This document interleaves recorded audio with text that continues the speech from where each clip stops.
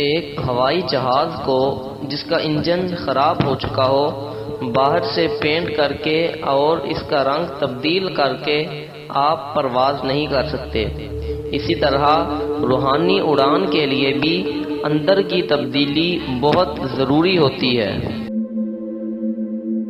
انسان جس شخص پر تنقید کرتا ہے اور جس میں کیڑے نکالتا ہے اور جس کو بہت برا سمجھنے لگتا ہے، بالآخر وہ ویسا ہی ہو جاتا ہے۔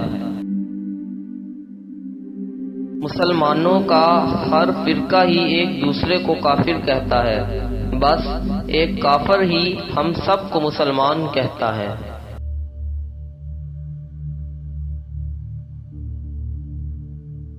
تم یہ کیسے کہہ سکتے ہو کہ فلاں گھٹیا ہے اور فلاں بڑھیا، اس کا درجہ بلند ہے اور اس کا کم تر؟ یہ بات انسان کے طے کرنے کی نہیں۔ ایک بات ہمیشہ زندگی بھر یاد رکھنا کہ کسی کو دھوکہ نہ دینا۔ دھوکہ میں بڑی جان ہوتی ہے، یہ کبھی نہیں مرتا، گھوم کر ایک دن واپس آپ کے پاس پہنچ ہی جاتا ہے، کیونکہ اس کو اپنے ٹھکانے سے بہت محبت ہوتی ہے۔ خواہشات کم ہوں تو انسان میں کشف کی کیفیت پیدا ہو جاتی ہے۔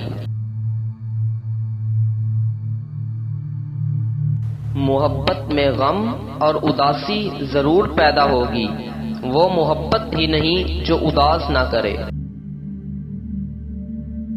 کتنا خوبصورت احساس ہے کہ ہم اللہ تعالی سے اپنے دل کی بات کرتے ہیں اور وہ سب کچھ پہلے سے جانتا ہے، لیکن پھر بھی ہمیں سننا چاہتا ہے۔ جب تک ہمارے پاس جھولی نہیں ہوگی تب تک وہ نعمت جو اترنے والی ہے وہ نہیں اترے گی۔ رحمت ہمیشہ وہیں اترتی ہے جہاں جھولی ہو، اور جتنی بڑی جھولی ہوگی اتنی بڑی نعمت کا نزول ہوگا۔ جب سجدوں میں آنکھوں سے آنسو بہنے لگیں تو قبولیت کے سمندر میں ضرور ہلچل ہوتی ہے۔